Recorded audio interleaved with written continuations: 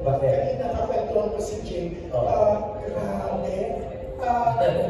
Hindi ako nagtataka na nagustuhan niyo siya, na talagang in-knowledge niyo siya. Dahil ang galing niya magsalita. Very bagay na bagay siya sa AD. Hindi siya mapahuli. Kasi siyempre nung una, pinag-uusapan lumabas sa music video ng isang kanta mo. Yes, yes. Kasi kasama niya isang dating TVB din. Tapos ang unang napansin, ni Peace Almacen, actually, ang BL series daw, Boys Love series. Yes, yes. Pero interesado sila, tapos may PCC. Pero, so nung una sabi ko, ako, ano kayo original na ito? Ano ba magkausap ko? Kanina, bumilip ako, magkausap ko. Ang galing-galing. Magaling, Taga-ilo-ilo pala siya. Ilo-ilo. Kala ko nga, taga-nasabi, nakakunan mo. Pero sabi niya, hindi po ako ng ano, mayaman. Pero marami siyang kaibigang taga-lasal. Lagi niya sinasabi sa akin. Pero ang galing-galing kasi hindi mo pala talaga si Ogie ang naka-discover kay Jay. Kundi, alam niyo kung sino? Sino? Guess. Si Regine. Si Regine ang nag-push kay Jay para makilala ni Ogie. Alam mo, sabi nga sa akin kanina ni Jay, ang tagal-tagal daw. Tapos parang umabot ng ilang buwan after mag-meet kayo sa bahay mo, sa basement. That's right. Tapos sabi mo, we'll talk, pero ilang buwan daw pinabot, hindi mo na siya kinonta. So, feeling ni Jake, wala lang, parang Emray lang, namamanage siya ni diba? Pero nagulat siya, nagtawagan siya, i-text mo siya, i-text mo siya na maganda na, at malaki na magsimula yung music video. Right. Actually, totoo yan. Kasi every year, pag Pasko, pinapaayos namin yung bahay namin. So, yung mismong nag-ayos ng kasal namin, yung mga bulaklak, preparations, ang pangalan niya, si Badang Rueda. So, ang tagal, every year yan, lagi siyang nag-aayos, pati nung nag-90th birthday yung nanay ko, siya nag-aayos doon. Nung nag-birthday din si Mami Fish, si Badang din nag-aayos doon. So, Badang is like a close friend of the family. So, itong last Christmas, ayun, nag-aayos si Badang, at assistant niya, si Jake. So, si Jake yung nag-assist sa kanya yung mga ilaw, ganyan. Nasa baba ako, nandun ako sa basement kasi doon ako nag-rehearse for, I think for a show, for a concert, wala. Kasama ko yung banda ko doon. So nasa baba ako, bigla pumupala si Macy's. Kasama, bit-bit na niya si Jake. Sabi niya, may papakilala ako sa'yo. Sabi ko, ang pogi naman niya. Sabi ko gano'n. Sabi nung banda ko, yung mga lalaki yun, sabi, pogi naman yun. Sabi ko, kumakanta ka ba? Oo, kumakanta ko. So, tinignan ko yung Instagram niya, and nakita ko nga, ang dami niyang posts about his singing, and he's very good. He's a very good singer. So, doon ko na sinabi sa kanya, sabi ko, sige, mag-usap tayo soon. And, pero ilang buwan bago ako tumawag sa kanya. Hindi ko siya kinalimutan. Yung nga lang, medyo naging busy lang ako. Pero hindi ko siya kinalimutan. Ang unang ibita ko sa kanya, June, nung nag-concert ako nung Feb, kasama ko si Odette ba? Ay hindi. Mr. C. Nanood ba siya noon? Sa Soler? Yung ba? O yung Bini? Hindi ko maalala. Yung Bini. O yung Bini sa NPAT. O yung guest ko yung Bini sa NPAT.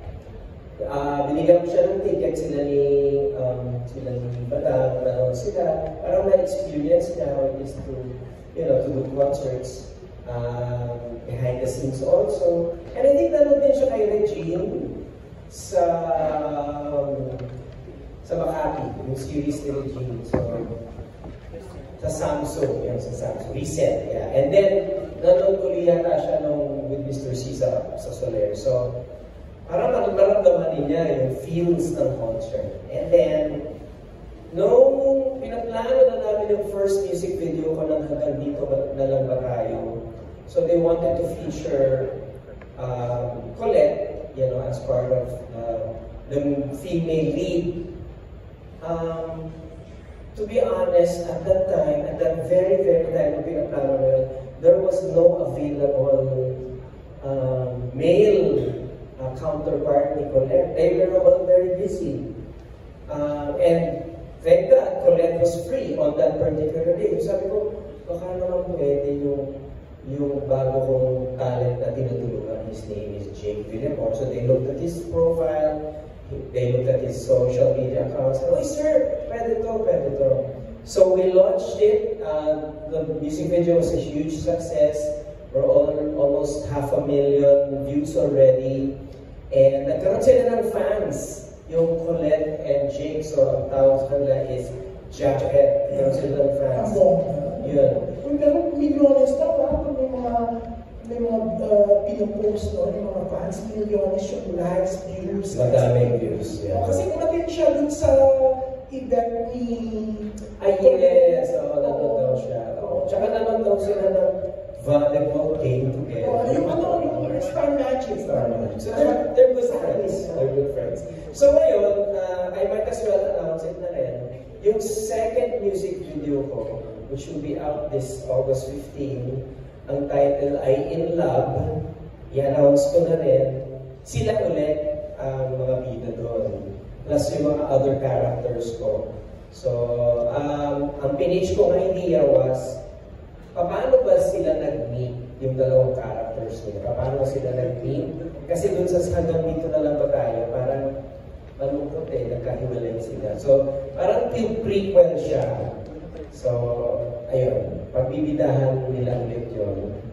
But today is not about my song. It's about Jake Villamor. Kami sa A-Team, we are very, very excited. We have, of course, Lara Maige as one of our first talents. And then we have Robert Bernadas, which he's also co-managed by Star Magic. And then we have Ferdinand Aragon. He's a singer-songwriter from Cebu, yes. And of course, our fourth talent, which we will introduce today, his name is Jake Villamor. Sino ka-text mo siya? Wala akong ka-text. Nag-edit pa ako. Kasi tumater kong pulit. Grabe. Ay, baka may mga questions sila sa Facebook.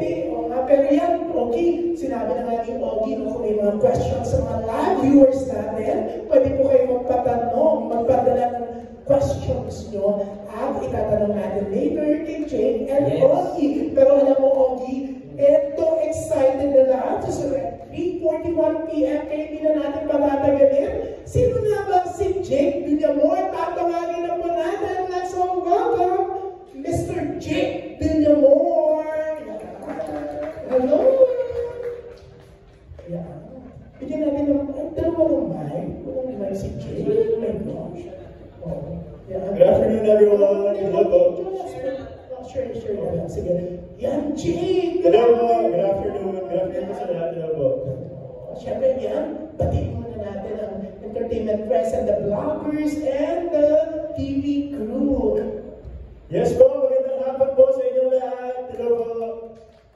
Alam mo, Ogie, kanina ang dating niya sa akin, kung may pagka-Korean ka, siya lang pala nag-style ang sarili niya kasi part na siya ng isang styling team, no? Diba? Yes. So I'm learning how to fix myself na ako na. Para every time na lumalabas ako, hindi ko na kailangan maghanap ng stylist to fix me.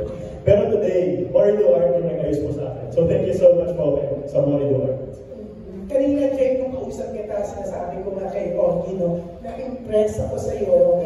Na-impress na rin. Hindi ako nagtataka kung bakit na-impress mismo si Ogie. Wow. Pero yung isa sa naman usapan namin dito kanina, kumantuhan namin dito habang sa labas ka. Yes. Yung medyo natakot ka. Kasi ilang buwan bago ka kinontak ko na si Ogie. Yes. Kala mo keme lang yung imamanage ka niya. Yes. Kaya po, ikwento mo, ano ba talaga naramdaman mo sa ilang buwan na yun? But syempre, nag-expect ka na ng una. Yes. Diba? Syempre, si Mrs. Wifey, si Ate Reds mismo, nag-push sa'yo. Yes. Tapos, after nag-chikahan sa basement, Yeah. wala na. Wala. Ilang buwan kang kinabahan? At anong mismo ang naramdaman mo? Can you tell us? Kwento mo? Well, actually, nung time na nag-meet kami when we fixed Sir Augie's and Miss Rech's Christmas decors last year, doon nag-usap na kami on that day. Pero syempre, si Sir Augie, hindi pa talaga ako masyadong kilala. So, yun naman, siya mag-ano pa yan, background check, ganyan. So, after namin nag-meet that day, it took, I don't know, 6-7 months bago niya ako balikan. So, before po kasi dito sa Manila, I came here last 2022. So, I faced already a lot of rejections.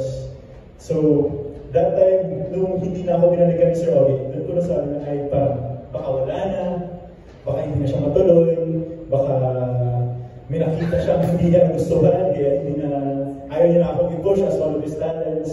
So, na-contact niya ako for the music video of Hanggang Dito Na Lang Ba Tayo last April lang this year. So, that's like 6-7 months prior ng first meeting namin. So, during that time, parang nag-move on na talaga ako. Kasi I thought, si Sir Augie, hindi niya talaga ako kunin. But thankfully, nag-message siya sa akin sa Instagram out of nowhere. Sabi niya, Jay, please stand by kasi I want to cast you for my next music video. So, doon na po kami constantly nag-usap na ulit.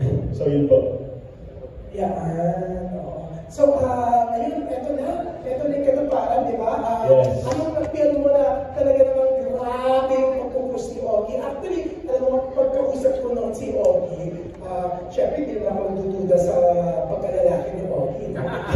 Pero, alam mo yung excitement niya, kung paano kami push. Tapos sabi niya, June, may manage kami ng 18, might manage Jake, di ba? Talagang kakaiba yung excitement niya. Alam mo lang, di ba?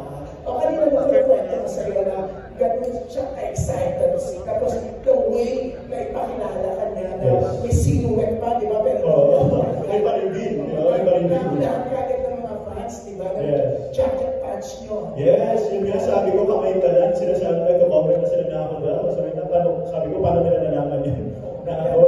Ang bongga. So, ano naramdaman mo dahil grabe yung pagpupush ko sa'yo? Si Liz, kinalat din ang picture mo, pero Kinalat na ba? Hindi nakatapless yung kinalat ng picture. Ay, nakatapless. Nakatapless ba kayo, John? Kailan yun? Yung anong nararamdaman mo ngayon? Dahil ba si Mr. Augie Alcacena ng 18 ang manager mo dapat ba sila kasama BLCs from you? Hindi ka ba rin bang gumawa na? Well, as of the moment, hindi ko pa siya naisip to do another BL series. Pero I think with 18 kasi, 18 has like plans for me. So I think if a BL series fits with Sir Augie's and 18's plan for me, and we move on the same direction, then I'm still open for the possibility of... Actually, kanina umaga, nung kausap ko siya, tinanong ko siya, kanina Augie, for sure, the press will ask, di ba? Actually, nagdadadala na ngayon si Ana Cerezo at saka si MJ Malpoli, okay? Nagdadadala nila, excited sila. Pero kanina, sabi ni Sir Augie, okay na mag-BL ka pa rin. Tapos kanina nung kausap kita, nagulat ako na feeling ka, pero ang bongga naman gusto mong makasama. Yes! Para malaman nila. Ako na isulat ko na, nasa online na ng Abante. Ayun, na-reveal na ba kung sino yun? Sinabi ko. Okay. Para mismo sa iyong narinig, sino yung mga gusto mong makasama if ever na magkaka-BLCs ka? Well, sa akin kasi, BL is like, it's worth it. So, kung anong ginagawa mo sa series, it's completely different from who you are as a person. So when you're doing acting po kasi, you are portraying a character. So yung tinanong ako kanina, sino, if ever I'll get casted for a BL series again, there's two actors that I'm really looking up to. I think super galing nilang actor. There are the people na parang, paiyak pa lang sila sa scene, pero ikaw naiiyak ka na. And I think I want to work with them because I want to learn how to act like that. So, if ever I get casted sa BL series, I want to work with maybe Sir Alden Richards or Joshua Garcia po siguro. Ang bongga. Yes. Ang galing mong pumili. Yes. Sikat. Yes. Ang bugwapo nila. Yes. Pero I'm sure hindi ka naman magdududahan. Siyempre, alam ko magaling ka ng artista. Kanina, Yes. wala akong duda na may bahid ka. Yes. Pero, siyempre, Ogie, nasa 18 ka na, manage ka na, #1 singer-songwriter. Yes, the legend. Ang question, magiging singer ka rin ba? Marunong ka bang kumanta? Doon ba papunta yung career mo, yung pinaplano sa inyo, Ogie? Well, nabighani ko ata si Sir Ogie sa boses ko eh. So you're a good singer also. because I'm online kasi, I've been doing contents na online. So I've been singing sa parking lot. Sa mga hindi ko nakakaalam, kumakanta po ako sa parking lot every day for 1 year na. Buti hindi pa ako pinapaalis doon. So, Sa parking lot to? sa parking lot na ng Polo. So yun yung ginawa ko since last year. So ginawa ko siya ng ulit-ulit everyday hanggang sa nagkaroon po ako ng followings. Yan almost 600,000 na ataka sa TikTok, 200,000 sa Instagram, and 160-something thousand sa Facebook. Just basically sa parking lot. Pero pili ko, after this launch ng 18 at sa Mr. Ogie sa'yo, mas kadami pa lalo ang followers. Oh, I really wish. Pinamanifest ko na po talaga. Pero syempre, kung si Ogie na-impress sa pagkanta mo, kailangan ma-impress din kami. Yeah. Ayan, di ba Ogie, dapat magpasample siya, tama? Naman. Oo. Ay, iba na-follow niya lang pa siya sa Instagram. Pero siyempre may mga ibang fans. Ano yung Instagram account mo na dapat i-follow? So may accounts po sa Instagram and Facebook. That's Jake VLLMR, Jake Villamor, and at TikTok, that's Jake.VLLMR. I'm still trying to work out now. Maging Jake VLLMR na siya, wala yung dot. So yun po yung social media accounts ko. Ang bongga. Pero eto, Ogie, pakinggan na natin kung bakit nga ba na-impress si Ogie Alcacid sa galing kumanta ni Jake Villamor. Ano mapapasama